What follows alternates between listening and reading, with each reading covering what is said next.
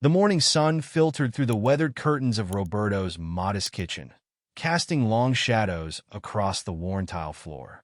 He stood at the counter, one hand pressed against his stomach, the other gripping the edge of the sink as another wave of nausea rolled through him. This was the third morning this week he'd felt this way, and something about it felt different from any ordinary illness he'd experienced before. Roberto Mendoza had always been a practical man. At 42, he'd spent most of his life in the small village of Santa Rosa, where he'd earned a reputation as a reliable carpenter and a good neighbor. His workshop, a small but well-maintained building on the outskirts of town, had been passed down through 3 generations of his family. The familiar scent of sawdust and varnish usually brought him comfort, but lately, even those beloved smells had been turning his stomach. As he splashed cold water on his face, trying to shake off the lingering queasiness, Roberto caught his reflection in the small mirror above the sink. His dark eyes, usually bright and alert, showed signs of fatigue, and his normally lean frame seemed somehow different. He couldn't quite put his finger on it, but something had changed in the past few weeks. Clara, his wife of 15 years, appeared in the doorway, her long black hair tied back in a practical braid. She watched him with concern etched across her features, the same expression she'd worn for days now. "Still feeling sick?" she asked, moving to place a gentle hand on his back. Roberto nodded, straightening up and trying to offer a reassuring smile. "It's probably just a stomach bug," he said, but the words felt hollow even as he spoke them. This didn't feel like any stomach bug he'd ever had before. Clara's dark eyes studied him carefully, taking in the subtle changes in his appearance that he'd been trying to ignore. "Roberto," she said softly, "I think maybe we should see a doctor. This has been going on for weeks now, and—" She hesitated, choosing her words carefully. "Your body is changing." He wanted to dismiss her concerns, but he couldn't deny the truth in her words. His stomach, always flat and firm from years of physical labor, had begun to develop an unusual curve. At first, he'd blamed it on too many of Clara's excellent tamales, but even after cutting back on his portions, the swelling had continued to grow. The village of Santa Rosa was small enough that news traveled fast, and Roberto had already noticed the curious glances from neighbors as he walked to work each morning. Mrs. Rodriguez, who ran the local market, had stopped him yesterday to ask if he was feeling well, her eyes lingering on his midsection in a way that made him uncomfortable. "Perhaps you're right," he finally conceded, turning to face his wife. Clara's expression softened with relief at his agreement. She'd always been his voice of reason, the one who could guide him towards sensible decisions when his stubborn nature threatened to get the better of him. That afternoon, as Roberto worked in his shop, he found himself distracted by the persistent discomfort in his abdomen. The familiar motions of planing wood and measuring joints couldn't keep his mind from wandering to the strange symptoms he'd been experiencing. The morning sickness, the unexplained weight gain concentrated in his belly, the unusual fatigue that seemed to settle over him like a heavy blanket by mid-afternoon. Miguel, his apprentice of 3 years, noticed his distraction as Roberto measured the same board for the 3rd time. "Everything all right, maestro?" the young man asked, setting down his own tools and approaching with concern. Roberto managed a weak smile. "Just feeling a bit under the weather," he replied, but even as he spoke, a wave of dizziness washed over him. He reached out to steady himself against the workbench, and Miguel quickly moved to support him. "Perhaps you should head home early today," Miguel stayed, his young face creased with worry. "I can finish up here." Under normal circumstances, Roberto would have protested, but the persistent nausea and growing discomfort made the suggestion too tempting to resist. He nodded, allowing Miguel to help him gather his things and lock up the shop. The walk home through the village streets felt longer than usual. The late afternoon sun beat down mercilessly, and Roberto found himself stopping several times to catch his breath. As he passed the village square, he noticed a group of women gathered around the old fountain, their conversation dying down as they spotted him. Their worried glances and whispered words followed him as he continued his journey home. Clara was in the garden when he arrived, tending to her beloved tomato plants. She looked up at the sound of the gate, surprise crossing her features at his early return. Without a word, she wiped her hands on her apron and came to help him inside, guiding him to their comfortable old couch. "I've made an appointment," she announced as she brought him a glass of water. "Dr. Sandra can see us tomorrow morning at the clinic." Roberto wanted to protest that it wasn't necessary, that whatever this was would pass on its own. But the words died in his throat as another wave of nausea rolled through him. Instead, he simply nodded, grateful for his wife's foresight and care. That evening, as they sat on their small porch watching the sun set behind the mountains, Clara finally voiced what they'd both been afraid to say. "Roberto," she began, her voice barely above a whisper, "I think you might be pregnant." The words hung in the air between them, absurd yet somehow making perfect sense of all the strange symptoms he'd been experiencing. Roberto's first instinct was to laugh, to dismiss the idea as impossible, but something stopped him. His hand drifted unconsciously to his swollen abdomen, and for the first time, he allowed himself to consider the impossible. "But how?" he asked, his voice rough with emotion. "It's not, it shouldn't be." Clara reached over and placed her hand over his. "I don't know," she admitted. "But whatever this is, whatever happens, we'll face it together." They sat in silence as darkness settled over the village, each lost in their own thoughts. The distant sound of dogs barking and children playing in the streets provided a surreal backdrop to their private moment of revelation. Tomorrow they would seek answers, but for now, they simply sat together, holding hands and watching the stars emerge in the velvet sky. That night, Roberto lay awake long after Clara had fallen asleep beside him. His hand rested on his rounded stomach, his mind racing with possibilities and fears. If Clara was right, and somehow, deep down, he felt she might be, their lives were about to change in ways he couldn't begin to imagine. As he finally drifted off to sleep, his dreams were filled with impossible images.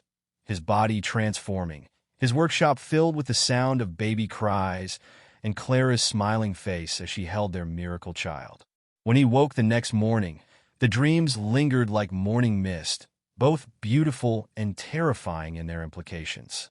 The morning had dawned crisp and clear, but Roberto barely noticed the beauty of the sunrise as he and Clara made their way to the clinic.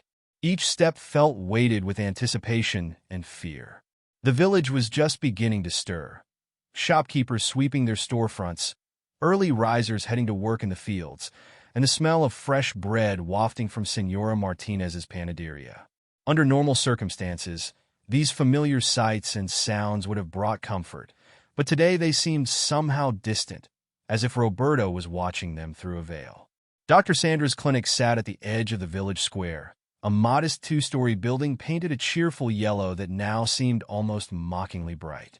The waiting room was mercifully empty when they arrived, save F. or Maria, the elderly receptionist who had worked there for as long as anyone could remember.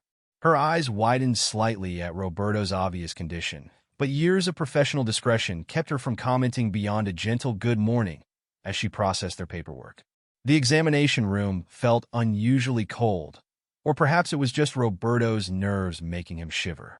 The paper covering the examination table crinkled loudly as he settled onto it, the sound seeming to echo in the small space. Medical diagrams on the walls, showing women's reproductive systems and fetal development, now seemed to take on an almost surreal quality as Roberto contemplated his own condition. Dr. Sandra entered the room with her usual efficient manner, though Roberto noticed a slight hesitation in her step when she saw him.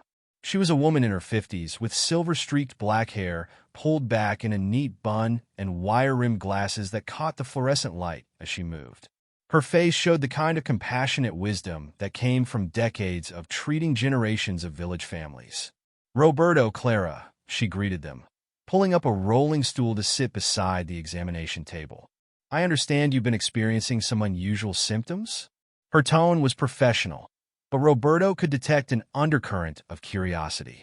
Clara squeezed his hand as he described the morning sickness, the unexplained weight gain, the fatigue that seemed to grow deeper with each passing day. Dr. Sandra listened intently, making notes on her tablet, her expression carefully neutral even as Roberto's description ventured into territory that should have been medically impossible. "I'd like to perform an ultrasound," she said finally, setting aside her tablet. It will help us understand what's happening inside your abdomen. She didn't say what they were looking for. What could they be looking for? The possibility that Clara had voiced the night before hung unspoken in the air. The gel was cold against Roberto's skin, making him flinch slightly. Clara's hand remained steady in his as Dr. Sandra positioned the ultrasound wand. The screen flickered to life, showing shadowy shapes that neither Roberto nor Clara could interpret. The room filled with a rapid whooshing sound that made Roberto's heart skip a beat.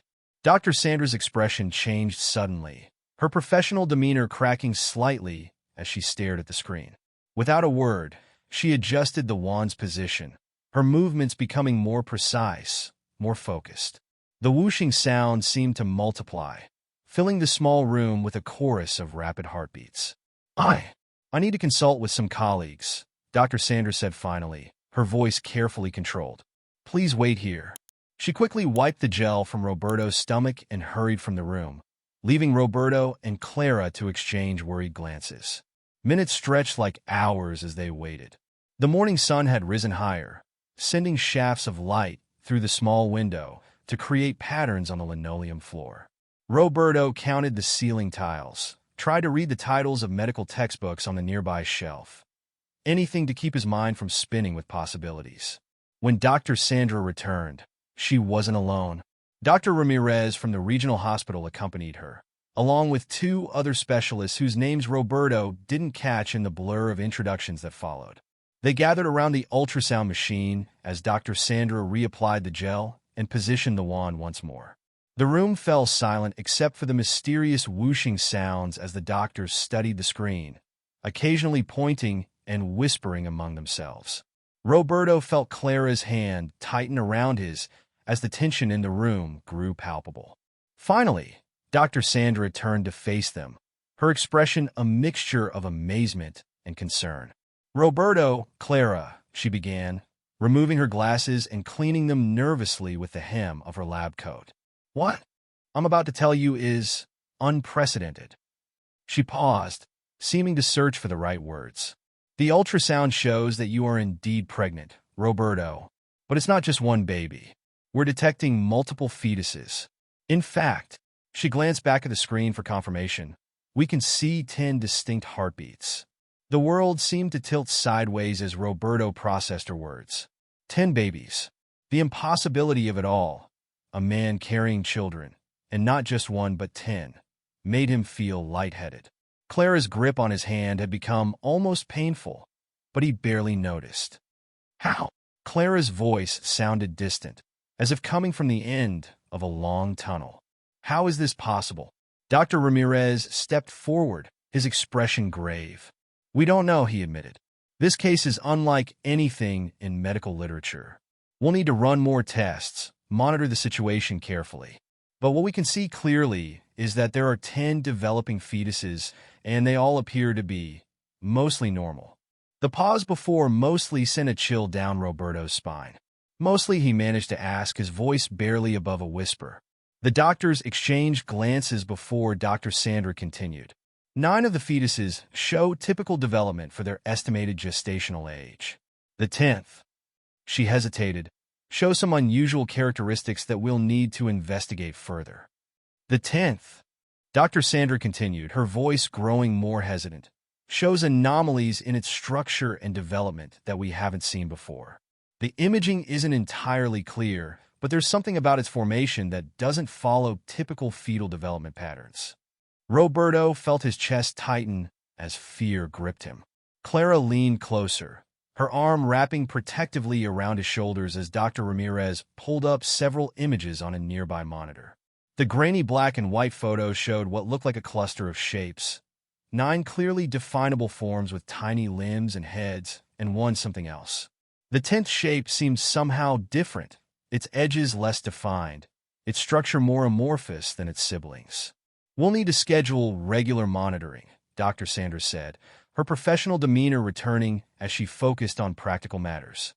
This is a high-risk pregnancy, unlike anything we've ever encountered. We'll need to coordinate with specialists from the capital city, set up a comprehensive care plan. The words washed over Roberto like waves. each new piece of information threatening to pull him under. 10 babies. 9 normal, 1 different. His hand moved unconsciously to his swollen abdomen, trying to reconcile the impossible reality growing within him. Dr. Ramirez cleared his throat, drawing everyone's attention. "There's more we need to discuss," he said gravely. "The strain of carrying multiple fetuses would be enormous for anyone. But in your case, Roberto, we're in completely uncharted territory. Your body isn't designed for pregnancy. We don't know how it will handle the stress, especially as the babies grow larger." Clara's grip on Roberto's shoulder tightened. "What are you saying?" she asked, her voice trembling slightly. "We're saying that this pregnancy carries significant risks," Dr. Sandra explained gently. "We'll need to monitor Roberto's health very carefully.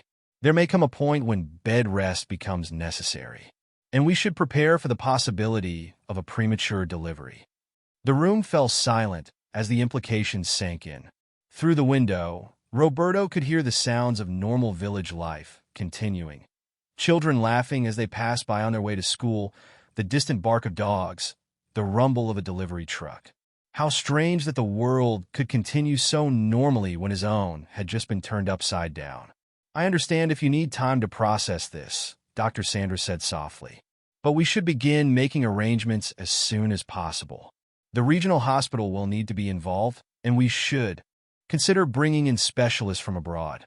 This case, well, it's likely to draw significant medical interest." The thought of becoming a medical curiosity, of having his condition examined and studied by strangers, made Roberto's stomach churn.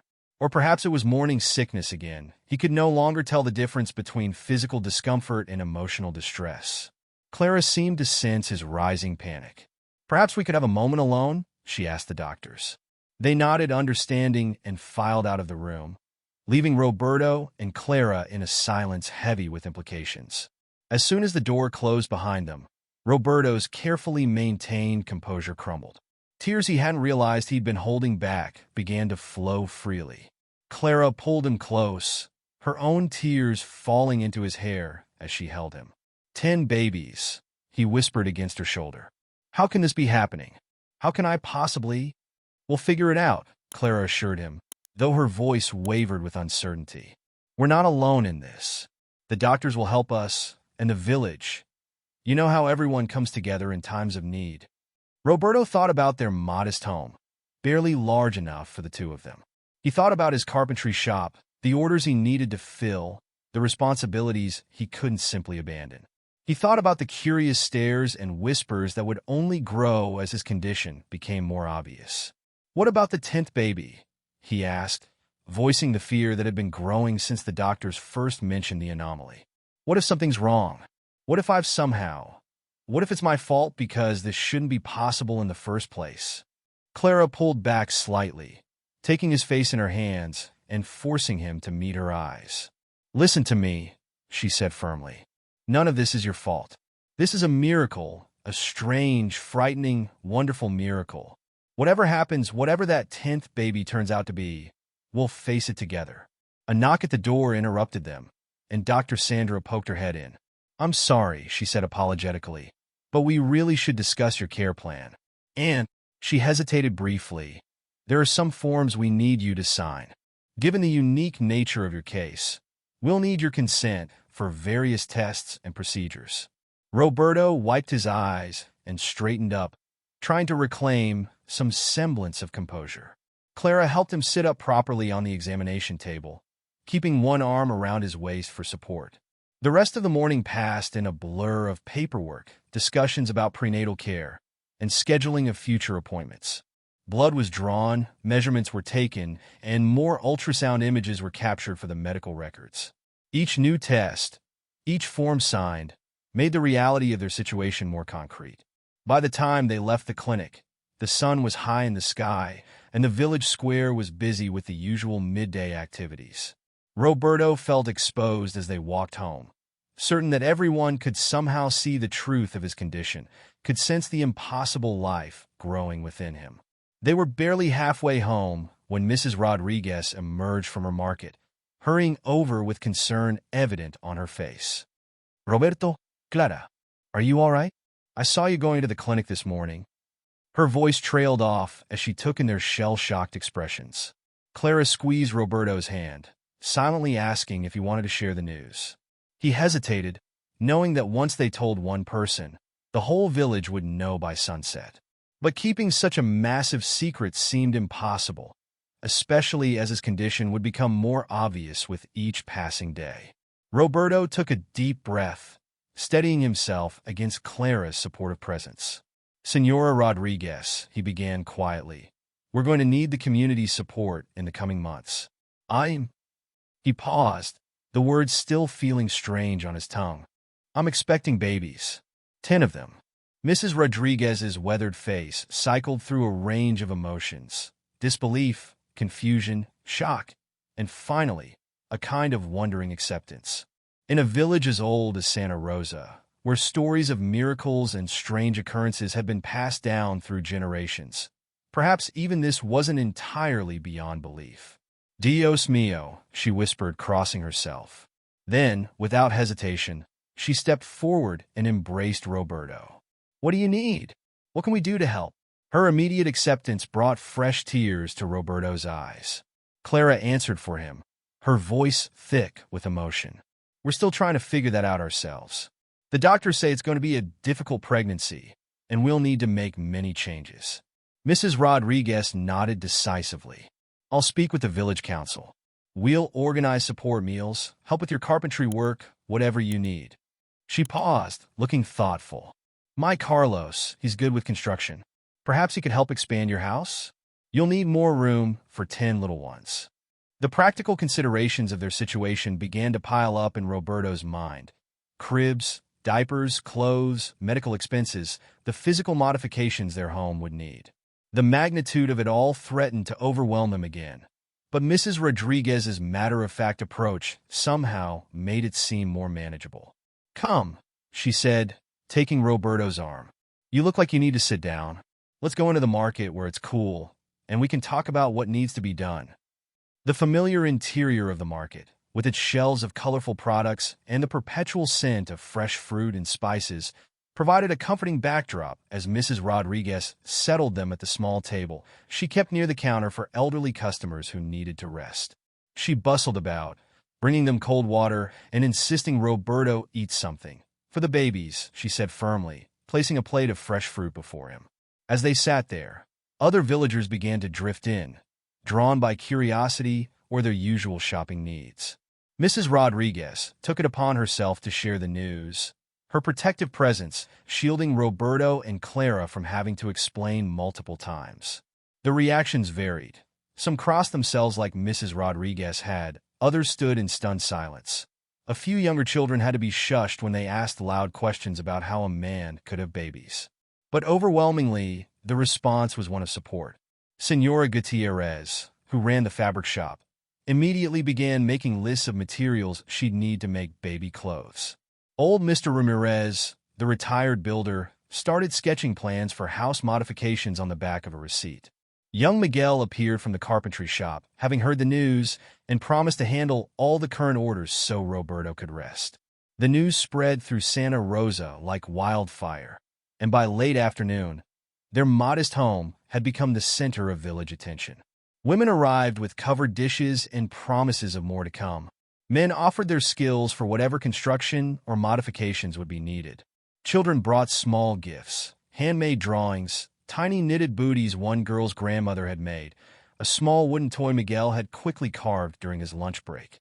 That evening, as Roberto and Clara sat on their porch, watching the sunset and trying to process everything that had happened, the sound of hammering could already be heard from the back of their house, where Carlos and a group of men had begun work on an extension. The kitchen was full of food from neighbors, and their living room had accumulated a startling array of baby items, some new, some handed down, all given with love and support. "I never expected this," Roberto said softly, his hand resting on his stomach. "I was so afraid of how people would react." Clara leaned against him, her head on his shoulder. "This is what immunity means. They may not understand it. How could they, when we barely understand it ourselves? But they know we need help, and they're here for us." As the sky darkened and stars began to appear, Roberto felt some of his fear begin to subside. Yes, the road ahead would be difficult. The mysterious nature of the 10th baby still weighed heavily on his mind, and the physical challenges of carrying 10 children would be enormous. But they weren't facing it alone. A cool evening breeze carried the scent of jasmine from their neighbor's garden, mixed with the sounds of the village settling down for the night. Somewhere in the distance, church bells rang, their familiar tones a reminder of the continuity of life in Santa Rosa. Whatever changes lay ahead, whatever challenges they would face, the heart of their community remained steady and strong. Clara's hand found his, their fingers intertwining as they had countless times before. But now, as they sat together in the gathering darkness, their joined hands rested on the swell of his stomach, where 10 tiny lives, 9 normal, 1 mysterious, grew beneath his heart. Tomorrow, Clara said softly, we'll start making lists. We'll need to organize everything, the house modifications, supplies, medical appointments. But tonight, let's just be here, together, with our miracles. Roberto nodded, unable to speak past the lump in his throat. The magnitude of what lay ahead was still overwhelming. But for this moment, sitting in the peaceful evening with his wife, surrounded by the tangible evidence of their community's support, he felt something he hadn't expected to feel when they'd walked into the clinic that morning. Hope. The night deepened around them, stars emerging one by one in the velvet sky. Inside Roberto's body, 10 hearts beat their own rhythm, a symphony of impossibility that would forever change their lives and the life of their small village. Whatever tomorrow would bring, tonight they sat in the quiet darkness, dreaming of the future and drawing strength from each other and the community that had rallied around them with such unexpected grace. The stars continued their silent dance across the night sky as Roberto and Clara finally rose from their porch, their joints stiff from sitting so long. The sound of hammering had ceased hours ago, replaced by the gentle chorus of crickets and the distant calls of night birds. As they stepped inside their home, the reality of their transformed living space struck them anew. The living room, usually sparse and orderly, now overflowed with gifts from their neighbors. Stacks of diapers reached nearly to the ceiling in one corner. Boxes of baby clothes, sorted by size and season, lined the walls. The kitchen counter had disappeared beneath casseroles and covered dishes, each labeled with cooking instructions and well wishes from the women of Santa Rosa. Roberto paused in the hallway, his hand trailing along the fresh lumber Carlos and his crew had installed. The new addition was taking shape faster than he could have imagined, the skeleton of walls already defining what would become a nursery large enough for 10 cribs. The scent of sawdust mixed with the evening air reminded him of his workshop, triggering a sudden wave of emotion. I should call Miguel, he said softly. Make sure he knows where everything is for tomorrow's orders. Clara wrapped her arms around him from behind, her presence warm and steadying. Miguel has been apprenticing with you for 3 years, mi amor. He knows your workshop almost as well as you do. Trust him. Trust. The word echoed in Roberto's mind as he prepared for bed that night. Trust in Miguel to maintain the business he'd built. Trust in their neighbors' continuing support. Trust in the doctors to guide them through this unprecedented journey. Trust in his own body, now performing a miracle that defied all medical understanding. As he lay in bed, the moonlight filtering through their win, Dow cast strange shadows on the wall. Clara's breathing had long since settled into the rhythm of sleep, but Roberto remained awake, his hands resting on his swollen abdomen. He tried to imagine the 10 tiny lives growing within him, 9 developing normally according to the doctors and 1 different. His thoughts drifted to the mysterious 10th baby, the one whose image had caused such concern among the medical team. What would it be? How would it be different? The question swirled in his mind, mixing with fragments of old stories his grandmother used to tell about miraculous births and divine interventions. A sudden movement beneath his hands startled him from his reverie. A flutter, so slight he might have imagined it, but then another, stronger this time. His breath caught in his throat as he realized what he was feeling. His baby's moving for the first time. Clara, he whispered, gently shaking his wife awake. Clara, wake up. They're moving. Clara stirred, momentarily confused, then sat up quickly as his words registered. She placed her hand beside his on his stomach, waiting in breathless silence. For several long moments, nothing happened, and Roberto feared the movement had stopped. Then, as if responding to their anticipation, there came another flutter, strong enough for Clara to feel it too. Tears sprang to her eyes as she looked at him in wonder. "Oh, Roberto," she breathed. "They're really in there. They're really real." The reality of their situation, which had seemed almost dreamlike throughout the strange events of the day, suddenly crystallized in that moment. These were their children moving beneath his skin. 10 tiny miracles, including one that might challenge everything they thought they knew about what was possible.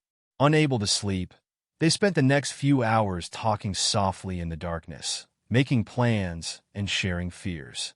Clara spoke of her hopes for the babies, imagining 9 cradles filled with cooing infants, while carefully avoiding mention of the 10th.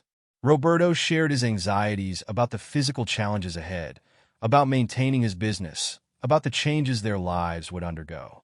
As the first hints of dawn began to lighten the sky, they finally drifted off to sleep, their hands still joined over the spot where they had felt their children move.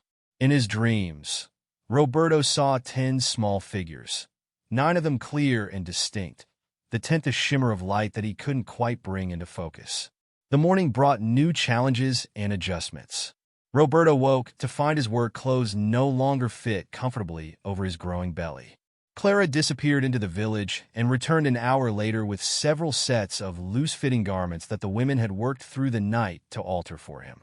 The kitchen had filled again with fresh offerings from neighbors, specially prepared breakfast dishes that Mrs. Rodriguez assured them, via a detailed note, would help with morning sickness and provide necessary nutrients for the babies.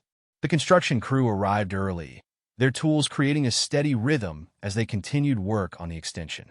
Throughout the day, a steady stream of visitors arrived, each bearing gifts or offers of help. The village priest, Father Martinez, came to offer his blessing and assurance that the church would support them however needed. The school principal stopped by to discuss setting up a special fund for the children's future education. Even the mayor made an appearance, promising to expedite any permits needed for the house modifications. The mayor's presence in their modest home brought a new level of formality to the constant stream of visitors. Standing in what remained of their living room, surrounded by baby supplies and construction materials, Mayor Valencia spoke with the gravitas of his office while maintaining the warmth of a longtime neighbor. "Santa Rosa has always taken care of its own," he declared, his silver hair catching the more. Ning lights streaming through the windows. "This situation is unprecedented, yes, but our response will be no different. I've already spoken with the regional government about expediting permits for the house modifications, and we're establishing a special community fund to help with expenses." Roberto sat in his favorite armchair, one hand absently rubbing his growing belly as another wave of morning sickness threatened to overwhelm him. Clara stood beside him, her hand resting protectively on his shoulder. The mayor's words were reassuring, but they both knew the challenges ahead went far beyond what any government permits or community funds could address. "There's also the matter of medical care," Mayor Valencia continued, his expression growing more serious. "The regional hospital has agreed to provide specialized equipment and staff, but they're requesting that you consider participating in some research studies. They believe your case could provide valuable insights into human reproduction and biological adaptation." The thought of becoming a research subject made Roberto's stomach churn, or perhaps it was just another bout of morning sickness. Before he could respond, Dr. Sandra, who had arrived earlier for a checkup, stepped forward from her position near the doorway. "With all due respect, Mayor," she said firmly, "my patient's primary concern right now needs to be maintaining his health and the health of his babies. Any research participation would need to be carefully evaluated to ensure it doesn't create additional stress." The mayor nodded thoughtfully, recognizing the wisdom in her words. Of course. I merely wanted to present all the options available. The decision ultimately rests with Roberto and Clara." As if responding to the tension in the room, Roberto felt another flutter of movement inside him. stronger now than the gentle movements he and Clara had felt the night before. His hand pressed against the spot instinctively, and he noticed Dr. Sandra's eyes, tracking the gesture with professional interest. "Perhaps we could continue this discussion another time," Clara suggested diplomatically, noticing Roberto's discomfort. "The doctor needs to perform her examination, and Roberto should rest afterward." The mayor took the hint gracefully, making his farewell with promises of continued support from the village government. As he left, Roberto could hear the rising buzz of voices outside. More visitors arriving, more offers of help, more curious neighbors hoping to catch a glimpse of the miracle occurring in their midst. Dr. Sandra waited until the door closed behind the mayor before turning to Roberto with concern. "How are you really feeling?" she asked, her professional demeanor softening. "And don't tell me fine. I need to know everything, even the smallest discomfort." Roberto appreciated her directness. Over the past day, he'd grown tired of trying to maintain a brave face for every well-meaning visitor. "The morning sickness is getting worse," he admitted. "And there's a pressure here." He gestured to his lower back. "It's different from normal back pain." The doctor nodded, making notes on her tablet. "That's to be expected with multiple pregnancies. Your body is adjusting to carry a significant weight in a way it wasn't designed to do. We'll need to be especially vigilant about monitoring your spine and pelvis." She pulled up the images from yesterday's ultrasound, her expression growing more serious as she studied them. "I've been consulting with colleagues around the world about the 10th fetus," she said carefully. "While the other 9 are developing normally, this one," she pointed to the amorphous shape on the screen. "Its development appears to be following a pattern we've never seen before." Clara moved closer, studying the image. "Is it dangerous?" she asked, voicing the fear they'd all been harboring. Dr. Sandra's hesitation before answering spoke volumes. "We don't care. Now," she admitted finally. "The structure appears to be self-contained, with its own amniotic sac, but its growth pattern is unlike anything in medical literature. We'll need to monitor it very carefully."